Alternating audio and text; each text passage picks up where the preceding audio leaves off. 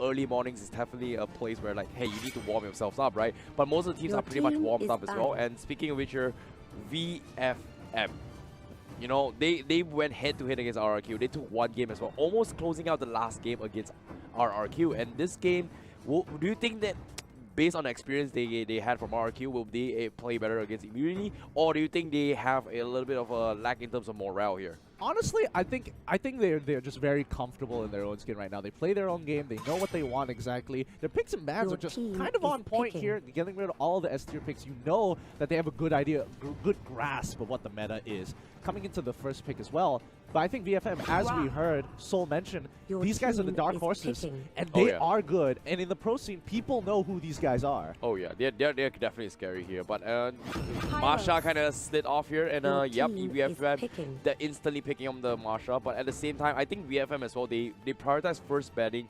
the Baxia as well, which is kind of surprising. Like RRQ and VFM, they have a different kind of priorities compared to what Impunity and Evo's SG kind of have as well. So Masha first pick, what are your thoughts on Masha? You saw 2 games already. I also actually saw one. No, you actually casted 1 game in Masha. What are your thoughts on the Masha take? Overall, I think Masha is just a, you know, stick in the dirt. Really, really annoying. It's good, but it's super frustrating to deal with overall, especially if you leave her to do her own biddings here. Coming into this game, Impunity, not going to have their hands onto the side of Masha, but they will pick up Valir. Most likely going to be in that support position more than the main mage after the nerfs. VFM, on the other hand, looks like they have a pretty solid lineup for now, but now how do they kind of want to prepare for the second phase of the pick and bans? Oh yeah, speaking of second phase, Chang'e gonna be picked here from the side of VFM, and it's worked up in a way, you know, just to counter off with the Valor pickup here. I think prior before the couple patches back, like before they nerf Valor, you know, Chang'e was kind of the picks here to do with Valor, right? Yeah. But now Valor is kind of like nerfed a little bit here. I'm surprised people are still thinking like, you know, do you go for Chang'e or do you go for Gord? We see occasionally Gord being picked here from the side of RRQ, which worked out, but I don't know. It feels like it might be a fake here coming from Impunity. It might be like a support. I do feel like it's more of the support position, and that's why VFM is very confident in locking in the Chang'e, because Lolita is still the counter pick. And they're probably not going to ban out the Lolita as well. They're probably going to leave it up, because then their composition is like, oh, you have a mage who, in most cases, sort of outranges you, but I have the Chang'e anyway, and if Lolita's out of the picture, or if you pick Lolita now, we still have options to counterpick with our secondary, you know, support or tank in the second pick ban phase. Yeah, definitely. And at the same time as well, I think Impunity and Evos had a very similar situation as well. They picked the Valor as a support, right? But their main tank is kind of like a Kaja instead of a Grok. So I feel like the Grok would be much better from the side of Impunity. So I think it will work out compared to the games against Evos actually from the side of Impunity. So in this case, like you said as well, you called out the Lolita, so definitely a safer pick here from the side of VFM, and carry will be picked instead. So finally here, Esmeralda as well, just to soak up those shields being dished out from side of Lolita. So last pick here, what's going to be the carry here? Are we going to see like a Bruno, like how Evo's SG does? I don't think so, right? Kimi? Maybe a Kimi? Here's where it gets a little bit awkward, because again, both teams are doing the exact same thing. They have options for marksmans, but the real question is whether or not they're going to lock in the Granger. Yep, it's going to be the Granger. But yeah, both teams definitely did the exact same thing, where it's like, hey, we have a particular counter pick that's really difficult to deal with, but if we take it for ourselves, we don't have to worry about it. So they picked up Lolita, and on the side, oh, Grok is very easily dealt with carry. We're just going to pick carry for ourselves. So, you know, two flips here. Both sides would want to do the same thing. The question is, who can perform better? Ooh, based on the drafts here, who do you like more? Personally, I'm kind of liking VFM's drop just a little bit more, only because you have better options with the Masha. It kind of opens up the map a little bit more. Grok, yes, you do have great wave clear, but unless he itemizes very quickly into that Athena shield, level 4 is going to be pretty devastating. Oh yeah, I feel like I definitely like VFM more as well, just because of the tank as well. Like in terms of tank composition, Valor is not exactly from the side of Impunity.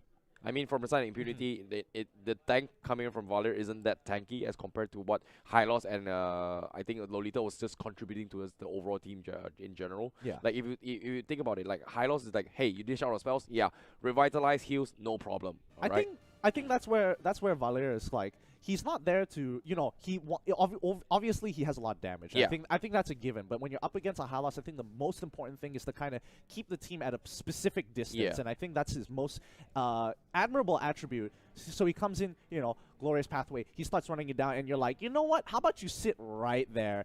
Put the wall up, put the push on as well, get the empowerment. Really, it's a really effective way to keep them at bay. But let's begin this game. Game 1 between Impunity versus VFM. Let's see how this plays out. Well, it's going to be a pride thing right here because VFM currently, they are leading in terms of points here just because of the games they've played, right? This is their second series for them here. They've got 1 point against RRQ. If they take this 2-0, this is going to be a pretty good lead for them, but they're going to be competing for that start for the World Cup. However, TD here getting poked a little bit. How things are going to go here, Gideon? Yeah, I think Timmy, he's having the time of his life. It's like, yeah, sure, you can chunk me out. It really doesn't matter. Oh, but Lucky, on the other hand, looks like they wanted to kind of prevent the initial invade. But I think this is super smart because, again, though it is happening on the top side, Impunity goes instantly for the counter jungle as well.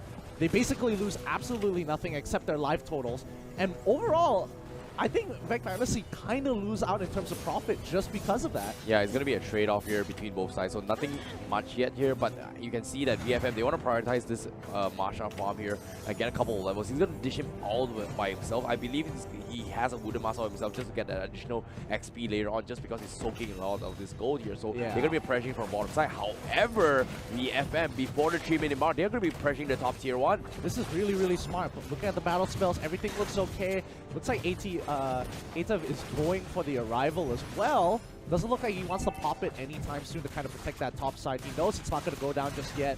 But they put so much damage, especially when they hit that level 4. And this is exactly what I was talking about. Meteor Shower, Death Sonata. ATV, he plays it really well. Goes a lot of sidestepping. Molten Sights to kind of give him that speed boost to kind of dodge it. But on the opposite side of the map, Impunity won't go down without a reply. Yep, at the same time, they want to go for a trade-off. However, I don't think they can go for it. Like you said as well, the fall, the bot bash as well, the falling Boonstar coming from behind as well. What? Going to give chase, but unfortunately, they can't seem to take down the high loss. Overextension here coming from Impunity. However, they will not get the tier 1 here because VFM, they want to punish it here from the sides. Not going to be going for the wraparound, but they committed so much spells there. They want to try and contest the turtle right now. Yeah, and Masha is still just going to have the time of her life. She doesn't need to be part of this fight, but she decides to go, and it looks like that backline is going to have a lot of trouble. T-Max, he's taking quite a bit of damage here, but on the backline, high loss is going to be the first blood of choice. But Watt is so out of position with the rest of his team to back him up and push VFM into their jungle. Numenon Blast! It's going to be A-okay, but Watt might be going down. He manages to survive. The Revitalize is enough to keep him up. Hyde goes down instead. Impunity win the trade-off. Well, I did not expect that here. I thought VFM was going to be pretty much taking that fight here. After they took the turtle fight, they've lost a couple members here. This was pretty much the recap here. Look at this. You know, the Numenon Blast looks so legit, but as soon as the Riders popped up, they reset the fight. Changi couldn't exactly do much just because they committed the Meteor Shower a little bit too early here for the turtle buff. Yeah, I think they need to kind of play a slower paced game, especially from Impunity. Just because Vec is slightly ahead, but they're more prone to making a mistake if they play this slow. Now look at this. They're going straight for the dive, and Lucky, he wants to lock them down. They want to break that turret and then go for the dive. And Teeny, he's already got 3 bars of health. They realize this. They pull back. They're like, no. And this is what I'm talking about slow play. They don't need to force the dive. They just need to focus on the objectives. Oh, I like what VFM is doing here. If you notice what's going on, right? Lucky and Who is just buying their time here. And while on the top side here, ATV is the one going to be get picked off. And if you pay attention here, VFM has done at least 2 or 3 stallings here where they just hold Impunity at downside for like about a good solid total of 1 minute now. And because of that, they were able to allow the Masha just free farm this way to build up an economy. And because of that, VFM now is currently leading by a 2k gap. Yeah, and that's going to be a really important gap here because Masha is going to be very crucial to putting pressure here. Oh, Lucky. He's in so much trouble and he knows it. He knows he's going down. Great Guardian's barrier coming in from Boom. Completely locks him off. Yep, nicely done. At the same time here, they've got those objectives. Will they be able to capitalize on a couple of towers here? Because Masha is going to do what Masha is going to do best, but boom! Unfortunately, gets caught out. Numenon Blast Biz committed Meteor Shower as well. Unfortunately, they will disengage from side Impunity, but great stuff here from VFM. But on the bottom side, Masha solo killing Paragon. Yeah, that shouldn't have happened. That definitely shouldn't have happened. Now VFM going to take this lead and push it down. Impunity see how far they can take this away. They're trying to clear this way, but they're going to get a good amount of damage onto that mid-tier 1. It breaks as soon as the siege minion goes down, and Zenz has to back off.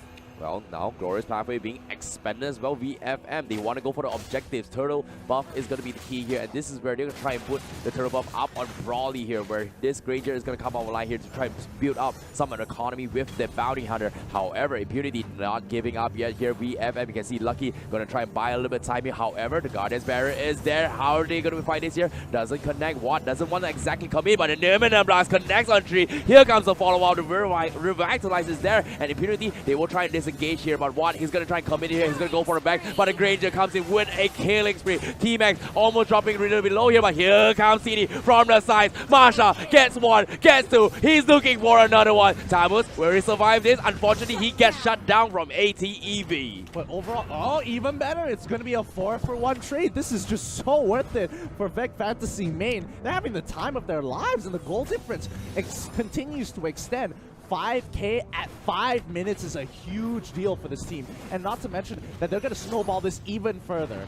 As Contra always says, my, oh my, what is going on? And now the buff is going to be up for contestments as well from side of VFM. Impunity, can they contest this hero? Boom, he's not being able to do so much here. We saw a couple catches here coming from the Grok as well as the Valor here. Unfortunately, they don't exactly have the burst damage. They're a little bit afraid here, but VFM, they have the upper hand. The double tanks, as like you said as well, the low lethal shields are doing fantastically well in these kind of situations. Yeah, and what's really frustrating, especially if you're in Impunity's position, like all this entire situation is caused. Oh, Numenon Blast is actually going to go through, but Watt forced to use the Falling Star move to get out of there. And Lucky, he just pops the Glorious Pathway just to make sure, like, all right, just in case you mess up, I'm ready to pounce on you. Yeah, that's just really scary. Like, it's like multi AOEs here with slow and top of the stacks here. That they are thinking like 2 steps ahead from side VFM. They're playing it so well. And look at this high. We're going to be starting out with the Meteor Shower. Oh, they don't even need a stun or a setup. Just Meteor Shower follows his way through. Carry goes down as well. The Masha will get the kill. And ATV, this time from the side of Impunity, will join the fight. They will take a tier 2 from the side of VFM, and they're thinking about closing up the tier 3s now. Yeah, oh man, especially with such a lead. Look at Hyde. I mean, his ultimate is every 12 seconds at this point. Again,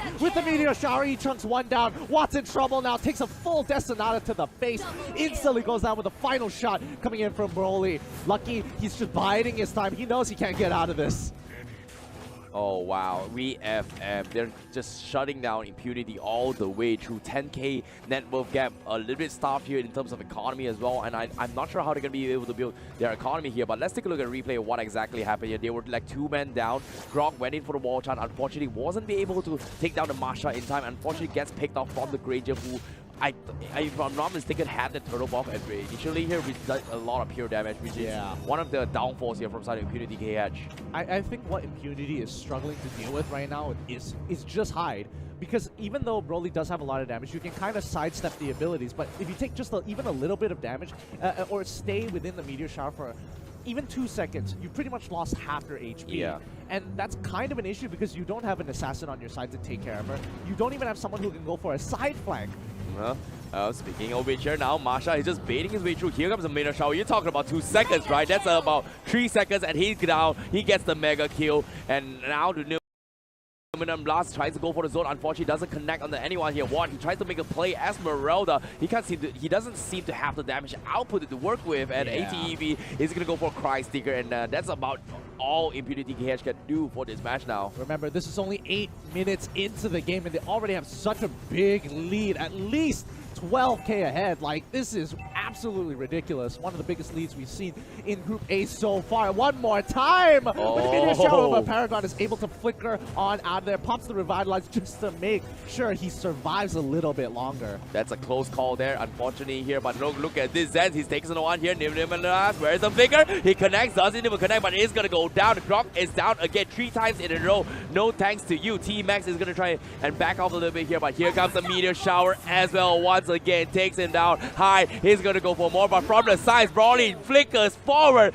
shuts out the players from side Impunity KH. Here comes the Esmeralda, but the Crystal is going to be the objective here from the Masha. TD, a little bit too greedy, gets taken down from the Tamus, but unfortunately, doesn't even matter why, because they got a team wipe from the side of VFM. The Crystal is exposed. What can Boom do now? Yeah, the death timers are too long. This game has to go over to VFM, and they're doing a really, really good job. I mean, Boom, he's trying to direct the wave to make sure they have a little bit more time, but it's not going to be enough. VFM come up on top with a very convincing game one. Yeah, very, very convincing indeed.